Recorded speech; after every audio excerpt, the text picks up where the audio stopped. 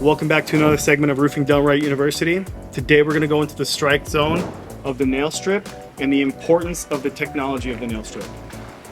Everybody goes into the pull-through test, but nobody really talks about the importance of PSI monitoring and the nail blow-through. So today we're going to have both a air compressed nailer and the electric nailer, and we're going to see which one fails first or if they fail at all. It is a beautiful 60 degrees and humid here in Houston today. So take that into measures. When you are in the hotter seasons, you really have to regulate and monitor the PSI because that pressure will build up and will allow for consistent blow-throughs throughout the entire roof system. That will void warranties, that will allow the roof to fail, and then it's gonna make you look bad, it's gonna piss off the homeowner, and I can guarantee you're gonna have a lot of problems with those manufacturers as well.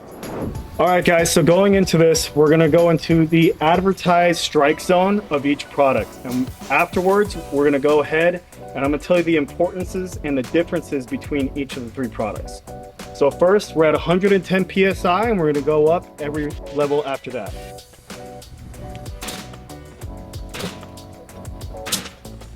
So if you wanna see, we have no impacts yet, no overdrives, and that's because 110 is usually your average PSI that you want to go through anyways.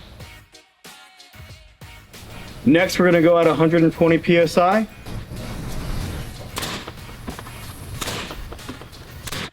A, there's no incompression, nothing happened. B, still nothing. C, you're already starting to get a impression on that strike zone, which could lead to possible water intrusion and leaking in the future. Now we're going to be at 130 PSI.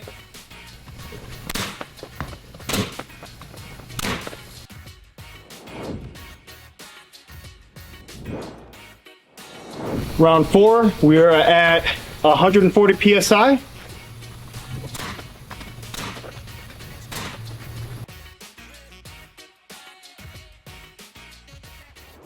All right, as you guys can see, if you want to come closer, after 5 nail strikes, the inconsistency and the importance it is to make sure that you have proper PSI and you're hitting it dead on center every single time.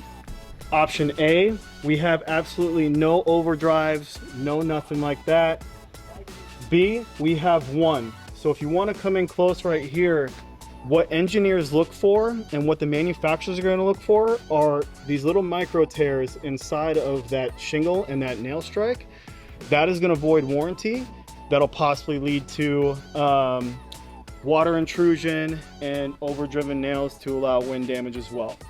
Because you got to think your nails are going to be spread out through the entire shingle, not within an inch of each other, and you're going to have a lot more problems with that.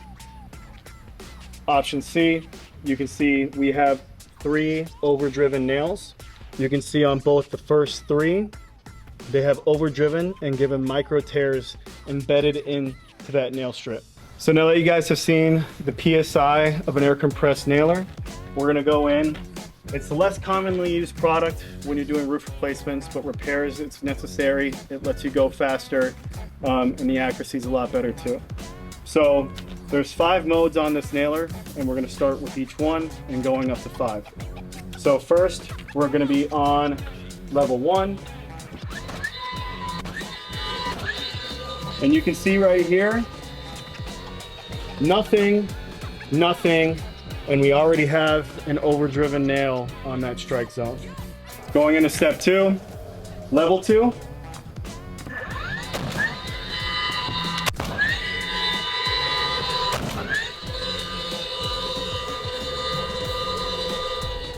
All right, going into level 3.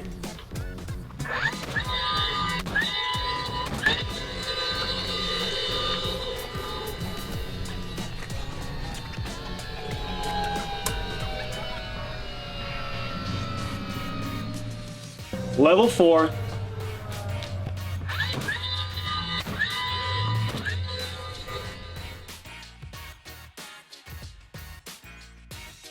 And last but not least, level 5. Now, if you want to come in close, you guys can see there are no overdriven or embedded nails. On option B, 1 is good, 2 is torn, 3 is a little bit too deep, 4 is okay, and 5 is embedded in a little bit too far. Going into option C, level 1, level 2, level 3, level 4, and level 5 have all overdriven that nail strip. So, you know, some of these products are so commonly used and they are used by a lot of contractors, but they don't really go into detail of the installation or the technology of each product. So what I'm gonna do is we're gonna go into the nail strip of each product real quick and tell you why it is important to follow regulations and to follow a proper procedure to install it correctly. I'm gonna go ahead and I'm gonna start with sample B. So this product is honestly a really good product. You just have to do it a certain way. So the problem is, you see you have about 1.5 inch marketed strike zone, but you have about 1/4 inch, if not less, of an actual double layered or triple layered, in this case, strike zone. So if you do not hit on that triple layered part, if you go into the hidden factors of the warranty, it voids warranty. So if you have anything under a 98 percentile of accuracy, this manufacturer will go ahead and fight to replace or to, you know, fix what's wrong. So always take that into consideration when using this product. Going into sample A, this is pretty obvious what brand this is and what shingle this is. This is what we use religiously. I feel safe when I use it. I don't ever have any problems. And the cool thing is the marketed strike zone is triple layers all the way across. So whether I hit low, high, or dead in the middle, I'm in that marketed strike zone, and it's going to be 100% warranted. That leads for your crews to be able to keep up the speed without having to worry about missing the actual strike zone necessary for the shingle. This product is awesome because it is actually the only product on the market that is covered by named storms and cyclones. Anything under 130 miles an hour, and 6 nails can potentially get you 150. So that's why I love this product. I've never had a problem with it, never had a recall with it or anything like that. Going into option C, you can see how easy that was to tear off and come through. Same concept with this one. You have about 1.5 inch marketed strike zone, but you have about 1/2 inch double layered strike area that will leave you in the warranty department. So anything outside of that bottom chalk line, you're gonna void that warranty, and then this manufacturer's not gonna take care of you. They have a lot of hidden factors inside of their warranties as well. So do your research and do your due diligence yourself before you go ahead and you keep using this product or product B, because it'll make a huge difference in you, your company, and what you stand for in this industry. So going into those 3 products, there's a whole bunch more on the market, but I'm just doing the 3 most popular ones that are in my market.